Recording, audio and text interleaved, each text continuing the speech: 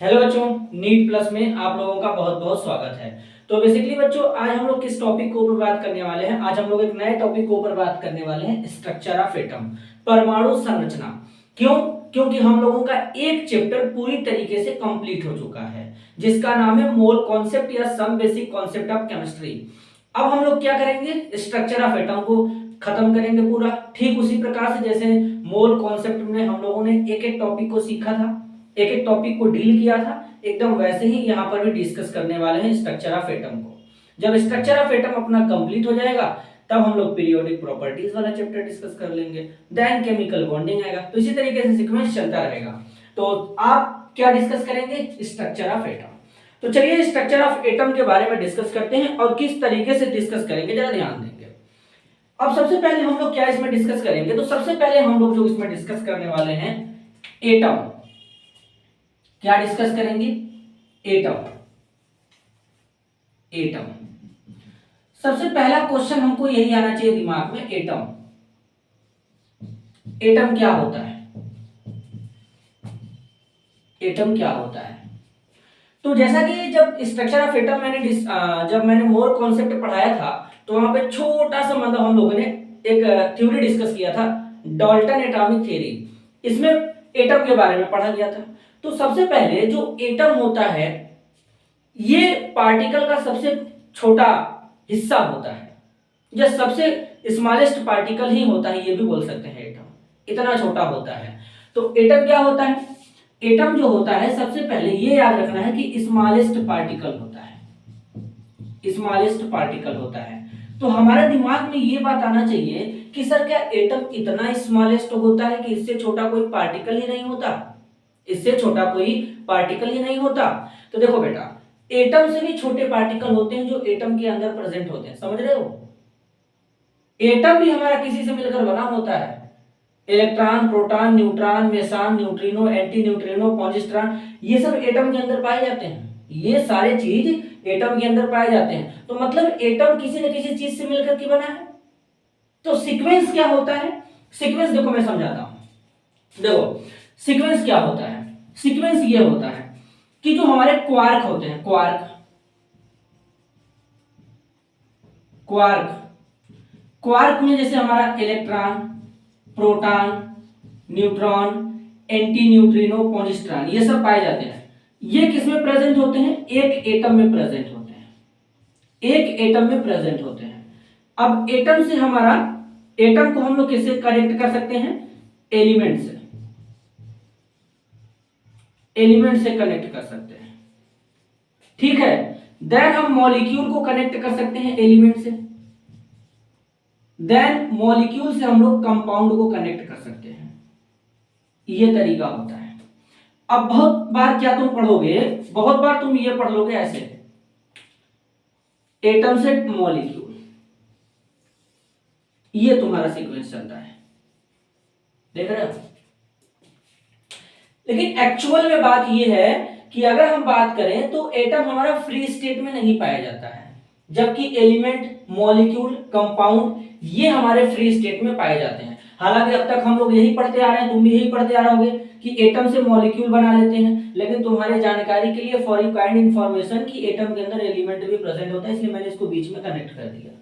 इस चीज को ध्यान देना यहाँ पर, तुम जरा ऐसे इसको समझना। तो देख रहे हो, तो मैंने यहाँ पर एक लाइन जरूर लिखा है कि एटम सबसे स्मॉलेस्ट पार्टिकल होता है भाई साहब। लेकिन तुम ये भी सोचो कि एटम से भी छोटे पार्टिकल होते हैं, इलेक्ट्रॉन, प्रोटॉन, न्यूट्रॉन, इनके अलावा भी। अच्छा, सबसे मस्त बात यह है कि हम लोग आज तक यही सोचते आते रहते हैं, जब हमको कोई चीज नहीं पता होता है तो हम कहते हैं कि एटम के अंदर केवल और केवल इलेक्ट्रॉन, प्रोटॉन, न्यूट्रॉन पाए जाते हैं। लेकिन एक्चुअल में एटम के अंदर इलेक्ट्रॉन, प्रोटॉन, न्यूट्रॉन के अलावा भी पाए जाते हैं भाई साहब। Positron, neutrino, anti neutrino, Mason, ये सब पाए जाते हैं भाई, ये सब पाए जाते हैं। और मैं तुमको ये भी बता दूंगा कि कौन स्टेबल होता है, कौन अनस्टेबल होता है। इन सारे टॉपिक के ऊपर हम लोग डिस्कस करेंगे, भी एक एक करके बात करेंगे। तो समझ गए बात? एटम जो होता है सबसे स्मॉलेस्ट पार्टिकल होता है, क्लियर? अब इसके बाद एटम जो होता है अनडिविजिबल या अनकटेबल होता है। अनकटेबल का मतलब क्या होता है? अनकटेबल का मतलब क्या होता है? जिसको फर्दर तोड़ नहीं सकते हो, डिवाइड नहीं कर सकते हो, वो एटम होता है। अब ये सब लाइन हम लोगों ने कब पढ़ा था? जब डाल्टन ने अपना एटॉमिक थ्योरी दिया था 1808 में, तो वहां पर मैंने तुम लोगों को डिस्कस करके बताया था ये सारा बात। क्लियर है? तो एटम जो होता है इतना स्मॉलेस्ट पार्टिकल होता है कि एटम का मास भी बहुत कम होता है भाई, ये ध्यान देना। एटम का मास भी बहुत कम होता है, एटम का रेडियस भी बहुत कम होता है। अच्छा तुम ही सोचो कि एक अकेले एटम का रेडियस तुम कितना मेजर कर सकते हो? तो एटम का मास और एटम का रेडियस भी कम होता है, इसको ध्यान देना है। अब समझे? तो इस तरीके से चीजों को समझते हैं। अभी केवल हम लोग एटम के बारे में बात कर रहे हैं। अब अगर मान लो कि सर जरा हम आगे चलें कि एटम का मास आखिरकार क्या होता होगा। सर आखिरकार एटम का मास क्या होता होगा, जरा एटम के मास के ऊपर भी डिस्कस कर लें। एटम का मास क्या होता होगा? तो एटम के मास के ऊपर भी हम लोग डिस्कस कर लें कि एटम का मास क्या होता होगा। देखो, तो अगर हम बात करें पूरे पीरियोडिक टेबल में, अभी फिलहाल मान लेते हैं कि 1 से लेके 118 एलिमेंट होते हैं। अब इसमें जो नंबर 1 पे एलिमेंट आता है वो है हाइड्रोजन, वो है हाइड्रोजन। अब हाइड्रोजन एलिमेंट जो होता है, या बोलेंगे हाइड्रोजन एटम जो होता है, ये सबसे छोटा एटम होता है पूरे पीरियोडिक टेबल में। तो जो हाइड्रोजन है, जो हाइड्रोजन है, इसका जो मास होता है, सॉरी इसका जो रेडियस होता है, हाइड्रोजन का जो रेडियस होता है वो होता है 0.28 एंगस्ट्रॉम होता है। देखो ये रेडियस है किसका? हाइड्रोजन का। डाटा है हाइड्रोजन, सॉरी यहां पे लिखेंगे रेडियस ऑफ हाइड्रोजन, इसको लिखते हैं पहले, रेडियस ऑफ हाइड्रोजन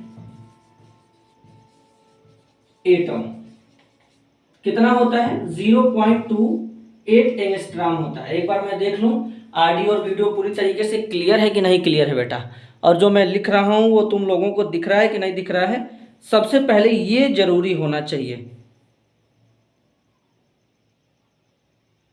दिख रहा है?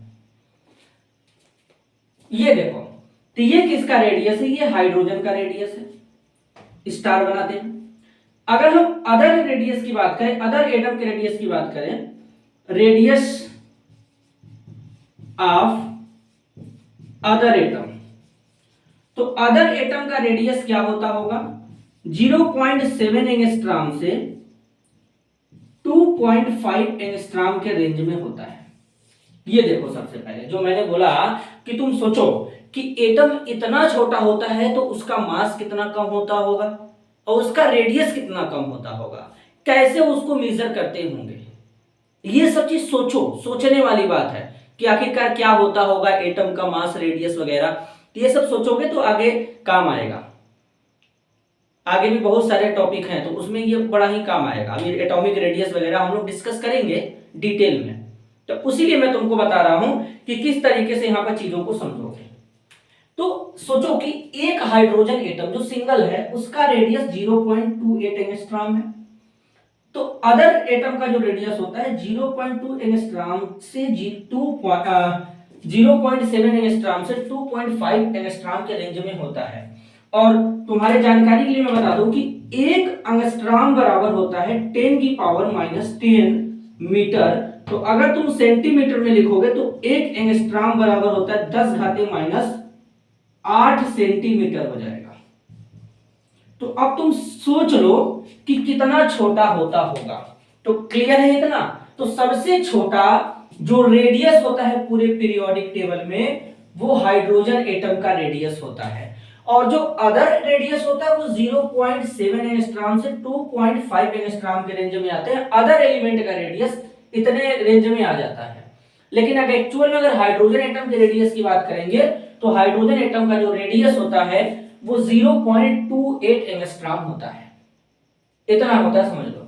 ये इनके रेडियस की बात चल रही भाई साहब। अब तुम सोच लो, अब तुम सोच लो क्या होता होगा। क्लियर है कुछ? अब जरा मास के बारे में बात करते हैं। अब जरा मास के ऊपर डिस्कस करते हैं। ये था रेडियस से रिलेटेड कहानी।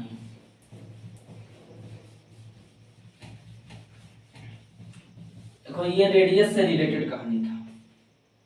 अभी सोच लो हम लोग स्ट्रक्चर ऑफ एटम में हाथ ही नहीं लगाए, अभी तो हम लोग केवल एटम के बारे में जान रहे हैं, सीख रहे हैं। ये किसके बारे में था? रेडियस के बारे में था। अब इधर चलते हैं। अब यहां पर मास के बारे में जरा समझते हैं। पूरे पीरियोडिक टेबल में सबसे छोटा जो एटम होता है या एलिमेंट वो हाइड्रोजन होता है। तो हाइड्रोजन एटम सबसे छोटा होता है, तो सबसे छोटे हाइड्रोजन एटम का mass of hydrogen atom 1.008 AMU होता है। मैंने बता रखा है कि एक्चुअल में हम लोग कितना लिखते हैं, 1 लिखते हैं हाइड्रोजन का मास, लेकिन रियलिटी में 1.008 होता है। हाइड्रोजन का मास जो होता है 1.008 होता है। एमयू मैंने लगाया है यहाँ पे, देख लो, सबसे छोटा। अब ये केवल हाइड्रोजन का मास है, इतना छोटा है हाइड्रोजन का मास, इतना छोटा है, सोचो ये इतना होता है। तो जो अदर एटम होंगे उनका मास कितना होता होगा? तो जो अदर एटम होते हैं, अदर एटम का जो मास है वो कितना होता होगा? तो 2 से 260 AMU के रेंज में आ जाता है, इतने रेंज में आ जाता है। सोचो, ये हाइड्रोजन का और ये अदर एटम का है, इतने रेंज में आ जाता है। तो ये इनके रेडियस और मास के बारे में था। मतलब तुम सोचो समझो कि किस तरीके से, मतलब एटम का मास, रेडियस कैसा होता होगा, कितना होता होगा, तो ये सब पता होना चाहिए। आगे चलते हैं अपन, इतना क्लियर है? अब देखो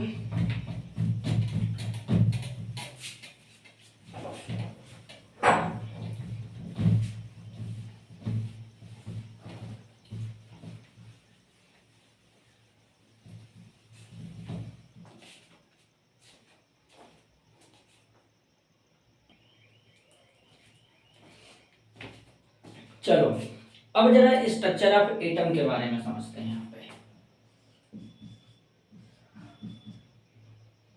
पे स्ट्रक्चर ऑफ एटम, अब एटम के स्ट्रक्चर से रिलेटेड बात करेंगे। देखो जब भी अगर ऐसा आए तुम्हारे दिमाग में पहले एक बात आना चाहिए। देखो कि जो एटम होता है, मान के चलते हैं कि ये हमारा स्फेरिकल शेप है, ठीक है, ऐसा। तो ऐसा मानो कि एटम के 2 पार्ट होते हैं, ऐसा मान के चलो, मैं कह रहा हूं। एक हमारा होता है आउटर पार्ट होता है, दूसरा हमारा होता है इनर पार्ट, ठीक है। आउटर पार्ट को हम लोग शेल या फिर ऑर्बिट के नाम से जानते हैं, इनर पार्ट को हम लोग न्यूक्लियस कहते हैं। क्या कहते हैं? न्यूक्लियस कहते हैं। अब इस आउटर पार्ट में हमारा क्या पाया जाता है? इलेक्ट्रॉन पाया जाता है। क्या पाया जाता है? इलेक्ट्रॉन, जिसका सिंबल ये होता है। लेकिन इलेक्ट्रॉन का सिंबल इसके अलावा भी अदर भी होता है, तो वो भी मैं तुम लोगों को आज बता दूंगा। तो देखो ये इलेक्ट्रॉन है, कहां पाया जाता है? आउटर पार्ट में। एटम का जो आउटर पार्ट होता है, सबसे बाहर वाला जो हिस्सा भाग होता है, उसको सेल या ऑर्बिट कहते हैं। जो अंदर वाला हिस्सा होता है, जो इनर पार्ट होता है, उसे न्यूक्लियस कहते हैं, ठीक है। अब देखो एक छोटा सा बात है कि जो इलेक्ट्रॉन होता है इस पे नेगेटिव चार्ज होता है। कौन सा चार्ज होता है? नेगेटिव चार्ज होता है। अब नेगेटिव चार्ज मतलब समझते हो? माइनस। और जो न्यूक्लियस होता है, न्यूक्लियस पे पॉजिटिव चार्ज होता है। कौन सा चार्ज होता है? पॉजिटिव चार्ज होता है, पॉजिटिव चार्ज होता है। तो ओवरऑल अगर हम पहले बात करें तो जो एटम का जो बाहर वाला हिस्सा है उसके ऊपर नेगेटिव चार्ज ऐसा बोल सकते हैं, और जो एटम का अंदर वाला हिस्सा है जिसमें न्यूक्लियस जिसको बोल रहे हैं उस पर पॉजिटिव चार्ज है। ऐसा इसलिए होता है क्योंकि न्यूक्लियस के अंदर देखो 2 चीजें होती हैं, एक होता है प्रोटॉन और दूसरा होता है न्यूट्रॉन। प्रोटॉन को रिप्रेजेंट करते हैं P प्लस से, न्यूट्रॉन को लिख के N लिख ऐसे 0 लिखते हैं। तो ये प्रोटॉन और न्यूट्रॉन कहाँ पाए जाते हैं? एटम के अंदर यानी न्यूक्लियस के अंदर पाए जाते हैं। लेकिन जो प्रोटॉन होता है ये पॉजिटिव चार्ज वाला होता है, यानी प्रोटॉन जो होता है इसके ऊपर कौन सा चार्ज होता है? पॉजिटिव चार्ज होता है। और जो न्यूट्रॉन होता है ये न्यूट्रल होता है। तो न्यूट्रल होने का मतलब कि इसके ऊपर कोई चार्ज वगैरह नहीं पाया जाएगा। तो ओवरऑल हमारा जो चार्ज जो बन के आएगा न्यूक्लियस पे वो कौन सा चार्ज बन के आएगा? पॉजिटिव चार्ज बन के आएगा। तो हम कह सकते हैं कि एटम का जो न्यूक्लियस होता है वो पॉजिटिव चार्ज होता है। और ओवरऑल जो हमारा चार्ज बनेगा पूरे एटम के ऊपर वो क्या बन जाएगा? ओवरऑल चार्ज ऑन एटम क्या बनेगा?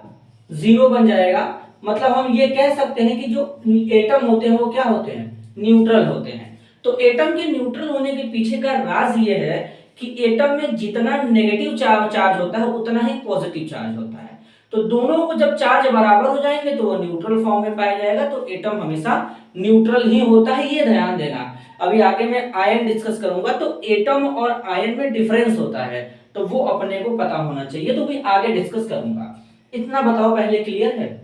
चलो ठीक है। अब देखो, अब एटम में हमारे जो फंडामेंटल पार्टिकल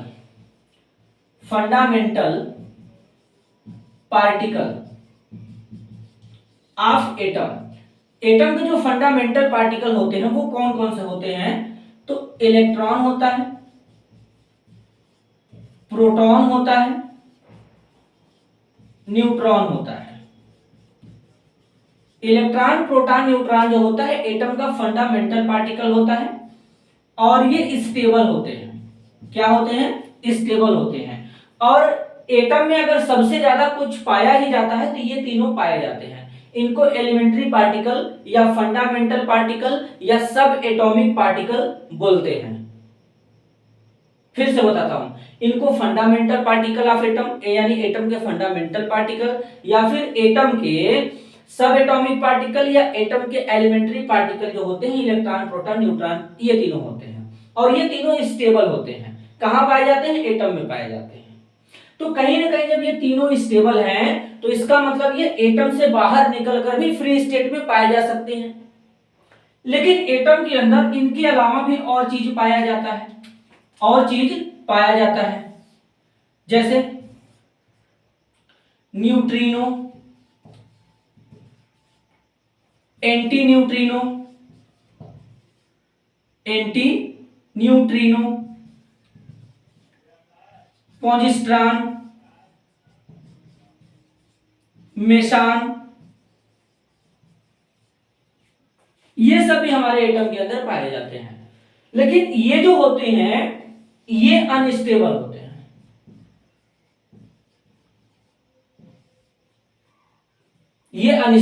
हैं। और ये एटम के अंदर बहुत कम क्वांटिटी में पाए जाते हैं। तो सबसे ज्यादा क्वांटिटी में एटम के अंदर क्या पाया जाता है? इलेक्ट्रॉन, प्रोटॉन, न्यूट्रॉन पाया जाता है। Neutrino, anti neutrino, positron, Mason ये जो एटम के अंदर होते हैं बहुत कम क्वांटिटी में पाए जाते हैं। और ये जो होते हैं अनस्टेबल होते हैं। लेकिन ये वाले जो फंडामेंटल पार्टिकल है वो स्टेबल होते हैं। तो ये एक एटम के स्ट्रक्चर के बारे में कहानी था। एक बार मैं देख लूं क्लियर दिख रहा है कि नहीं? बिल्कुल क्लियर दिख रहा है, पूरा एकदम अच्छे तरीके से क्लियर दिख रहा है। तो एटम के जो स्ट्रक्चर का जो मेन कारण है, जो मेन फैक्टर है वो 3 है। इलेक्ट्रॉन, प्रोटॉन, न्यूट्रॉन, ये तीनों हमारे होते हैं। इलेक्ट्रॉन पे कौन सा चार्ज होता है? तो इलेक्ट्रॉन पे नेगेटिव चार्ज होता है। प्रोटॉन पे कौन चार्ज होता है? तो प्रोटॉन पे पॉजिटिव चार्ज होता है। और न्यूट्रॉन न्यूट्रल होता है। तो जब न्यूट्रॉन न्यूट्रल हो गया तो न्यूट्रॉन से लेना देना नहीं है, प्रोटॉन, इलेक्ट्रॉन, इन्हीं के कारण चार्ज वगैरह बनेगा। अब समझे? तो इसका मतलब क्या है कि एटम में जितना पॉजिटिव चार्ज है उतना नेगेटिव चार्ज है। अच्छा, एटम में से हम लोग इलेक्ट्रॉन निकालते हैं। अब ऐसा नहीं है कि प्रोटॉन न्यूट्रॉन नहीं निकाल सकते, उसको भी निकाल सकते हैं, लेकिन अपने लेवल में जो टॉपिक में बात किया जाता है केवल इलेक्ट्रॉन। तो एटम में से जब भी निकालेंगे इलेक्ट्रॉन निकालेंगे। अच्छा, एटम में प्रोटॉन के नंबर में चेंज वगैरह नहीं आएगा, केवल इलेक्ट्रॉन हम लोग निकालेंगे, तो वो भी हम लोग आगे डिस्कस करेंगे। तो इतना क्लियर होगा मेरे हिसाब से तुम लोगों के लिए। तो स्क्रीनशॉट ले लो इसका तब तक।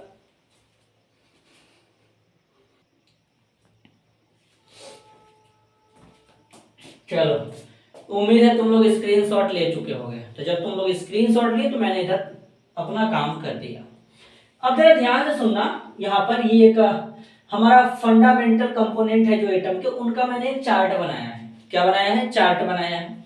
तो एटम के 3 फंडामेंटल पार्टिकल होते हैं, ये अपने को पता चल गया, मैंने बता दिया। इलेक्ट्रॉन, प्रोटॉन, न्यूट्रॉन होते हैं। देखो इलेक्ट्रॉन क्या होता है? इलेक्ट्रॉन स्मॉलेस्ट पार्टिकल होता है एटम का, जिसके ऊपर 1 यूनिट नेगेटिव चार्ज होता है। और इलेक्ट्रॉन का जो मास होता है हाइड्रोजन एटम के मास का 1/1837वां होता है। ये देखो, ये हमारा इलेक्ट्रॉन होता है। तो इलेक्ट्रॉन के ऊपर कौन सा चार्ज होता है? नेगेटिव चार्ज होता है। इलेक्ट्रॉन क्या होता है भाई साहब? नेगेटिव चार्ज पार्टिकल होता है। क्या होता है? नेगेटिव चार्ज पार्टिकल होता है।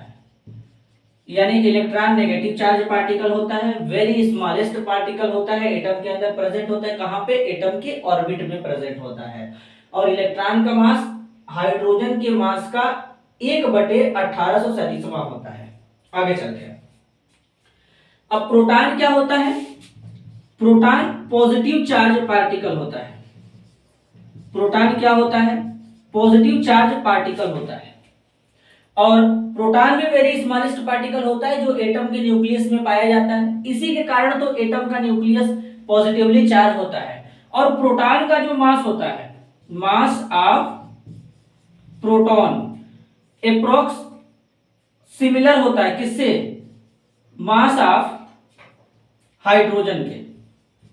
मास ऑफ हाइड्रोजन के एप्रोक्स सिमिलर होता है। इसी तरीके से न्यूट्रॉन जो होता है ये क्या होता है? न्यूट्रल होता है।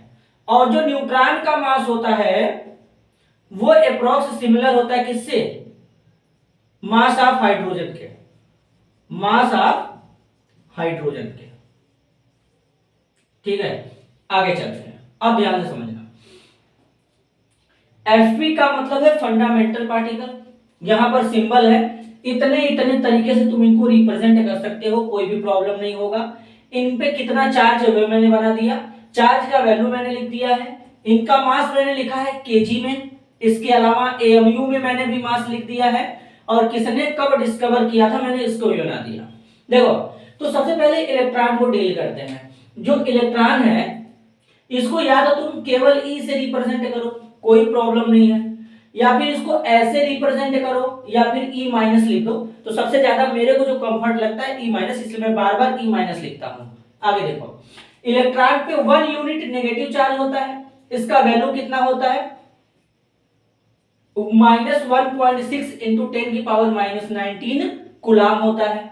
इलेक्ट्रॉन का मास कितना होता है केजी में? 9.1093 इंटू 10⁻31 केजी होता है। देख रहे हो कितना कम है। लेकिन तुम इसको ऐसे पढ़ सकते हो 9.1 इंटू 10⁻31 केजी। आगे चलते हैं, एएमयू में कितना होता है? 0.0005486 होता है एएमयू। और इलेक्ट्रॉन को डिस्कवर करने वाले साइंटिस्ट का नाम था जे थॉमसन। 1897 में इन्होंने इसको डिस्कवर किया था, 1897 में। अब प्रोटॉन पे चलते हैं। प्रोटॉन जो होता है इसको या तो P से रिप्रेजेंट करो, या 1 ऐसे लगा दो, या फिर ऐसे लिखो इसको P प्लस। तो हमको आसान यही लगता है P प्लस वाला। इसके ऊपर 1 यूनिट प्लस चार्ज होता है। इसका वैल्यू बस कुछ नहीं करना था, इसी वैल्यू को पॉजिटिव में लिखना था, 1.6 इंटू 10⁻⁻19 कूलाम। आगे चलते हैं। अब देखो ये इलेक्ट्रॉन का मास था ना, अब ये देखो प्रोटॉन का मास 1.67262 इंटू 10⁻27 केजी। मतलब इलेक्ट्रॉन के मास से प्रोटॉन का मास ज्यादा होता है। तो इसलिए इलेक्ट्रॉन का मास तो हाइड्रोजन के मास के 1/1837वां होता है, लेकिन प्रोटॉन का मास हाइड्रोजन के मास के लगभग बराबर होता है। क्यों? क्योंकि हाइड्रोजन का मास कितना होता है? 1.008 एएमयू होता है, अभी मैंने बताया था। तो तुम अब इसको मैच करो जरा, यहाँ पर 1.008 एमयू है, यहाँ पर 1.00727 एमयू है, तो मतलब कितना थोड़ा सा ही डिफरेंस है, तो इसलिए लगभग बराबर मान लेते हैं कि प्रोटॉन का मास लगभग हाइड्रोजन के मास के बराबर होता है। आगे चलते हैं। प्रोटॉन को डिस्कवर करने वाले साइंटिस्ट का नाम ई रदरफोर्ड मैंने लिखा है। ई रदरफोर्ड का मतलब होता है अर्नेस्ट रदरफोर्ड। 1919 में इन्होंने डिस्कवर किया था। अब चलते हैं न्यूट्रॉन के ऊपर। न्यूट्रॉन जो होता है इसको या तो ऐसे रिप्रेजेंट करो या फिर ऐसे करो, मेरे को तो ऐसे ही आसान लगता है तो इसलिए मैं ऐसे करता हूं। न्यूट्रॉन के ऊपर जीरो चार्ज होता है, कोई चार्ज वगैरह होता नहीं है, तो यहां पर भी जीरो ही लिखेंगे। अब इधर चलते हैं इसके मास के ऊपर। अब देखो इसका मास 1.674, यहां पर 72 था, यहां पे 74, यहां पे 62 था, 62 था, यहां पे 93 हो गया। अब बाकी सब सेम है, तो कहीं ना कहीं न्यूट्रॉन का मास प्रोटॉन के मास से ज्यादा होता है। लेकिन बहुत बार हम लोग बराबर मान के चलते हैं कि लगभग प्रोटॉन का मास न्यूट्रॉन के मास के बराबर होता है, लेकिन एक्चुअल में जब कंपेयर करेंगे तो सबसे ज्यादा जो मास होता है वो न्यूट्रॉन का होता है।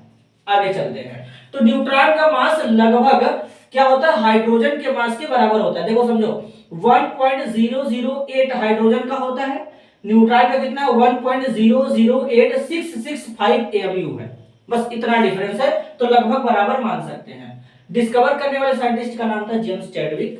कब डिस्कवर किया था, 1932 में। तो इस तरीके से चीजें चलती हैं। बोलो क्लियर है? अब देखो आगे जरा समझना, इसका स्क्रीनशॉट ले लो पहले। चलो उम्मीद है स्क्रीनशॉट ले चुके होगे तुम लोग। अब देखो एक बात समझाता हूं, एक बात जरा ध्यान से समझना। तो अगर हम ओवरऑल सबसे ज्यादा मास की बात करें, सबसे ज्यादा मास की बात करें तो सबसे ज्यादा मास किसका होगा? तो देखो सबसे कम मास किसका होगा? सबसे कम मास किसका होगा? मास ऑफ इलेक्ट्रॉन से ज्यादा क्या होगा? मास ऑफ प्रोटॉन, और इससे ज्यादा हो जाएगा मास ऑफ न्यूट्रॉन। ये सीक्वेंस होगा, इंक्रीजिंग ऑर्डर ऑफ मास। तो एटम में अगर हम पूछे हैं, कभी कोई पूछा कि सबसे ज्यादा मास किसका होता है, तो न्यूट्रॉन का होता है। सबसे ज्यादा मास किसका होता है? न्यूट्रॉन का होता है। तो ये हमको ध्यान यहां पे देना है। लगभग तुम मान सकते हो कि प्रोटॉन का न्यूट्रॉन का मास अप्रोक्स सिमिलर होता है, लेकिन अगर उसमें भी डिटेल में कंपेयर करके अंदर चले गए तो न्यूट्रॉन का ज्यादा हो जाएगा। और एक बात और यहां पे ध्यान देना, एक वर्ड आता है न्यूक्लियॉन। अभी तो मैंने तुमको न्यूक्लियस बताया कि न्यूक्लियस क्या होता है, लेकिन तुमको यह भी जानना है कि न्यूक्लियॉन क्या होता है। न्यूक्लियॉन क्या होता है? न्यूक्लियॉन, तो जो न्यूक्लियॉन होता है ये क्या होता है? प्रोटॉन और न्यूट्रॉन का योग होता है। तो मतलब एटम के सेंटर में प्रोटॉन और न्यूट्रॉन दोनों पाए जाते हैं, तो इनका जो कॉम्बिनेशन होता है इसको न्यूक्लियॉन बोला करते हैं। क्लियर है? तो न्यूक्लियॉन न्यूक्लियस के अंदर पाया जाता है, इसको ध्यान देना। जो न्यूक्लियस होता है, न्यूक्लियस के अंदर पाया जाता है न्यूक्लियॉन, और इस न्यूक्लियॉन में क्या होते हैं? तो प्रोटॉन प्लस न्यूट्रॉन होता है। न्यूट्रॉन क्या होता है? न्यूट्रल होता है, और प्रोटॉन कैसा होता है? पॉजिटिव चार्ज होता है। तो इसलिए ओवरऑल जो न्यूक्लियस के ऊपर चार्ज बन के आता है वो पॉजिटिव आ जाता है। क्लियर हुआ? तो इस तरीके से चीजों को डिसाइड करते हैं, इस तरीके से चीजों को डिसाइड करते हैं। तो इसका स्क्रीनशॉट ले लो तुम लोग पहले। इस तरीके से चीजों को डिसाइड करते हैं। स्क्रीनशॉट क्या लोगे, इसको पहले इरेज किया जाए, ठीक है? तो मेरे हिसाब से अभी तो कि अब इसके आगे थ्योरी आएगा। थ्योरी में जैसे मतलब discovery of electron, discovery of proton, ये सब आएगा। तो मैं सोच रहा हूं कि इसको बस यहीं तो रोक दूं। आगे अगले लेक्चर में हम लोग discovery of electron, discovery of proton, discovery of neutron, ये सारा चीज डिस्कस कर लेंगे। तो उसमें केवल जो अगला लेक्चर होगा वो केवल डिस्कवरी के ऊपर होगा, जिसमें discovery of electron, discovery of proton, discovery of neutron, ये तीन चीज हम लोग डिस्कस करेंगे। फिर उसके बाद जो आएगा अपना मॉडल वगैरह उसको डिस्कस करेंगे। अभी तो थ्योरी वगैरह ही केवल मिलेगा। ठीक है, तो आज के लिए बस इतना ही, मिलते हैं अगले वीडियो में, तब तक के लिए धन्यवाद।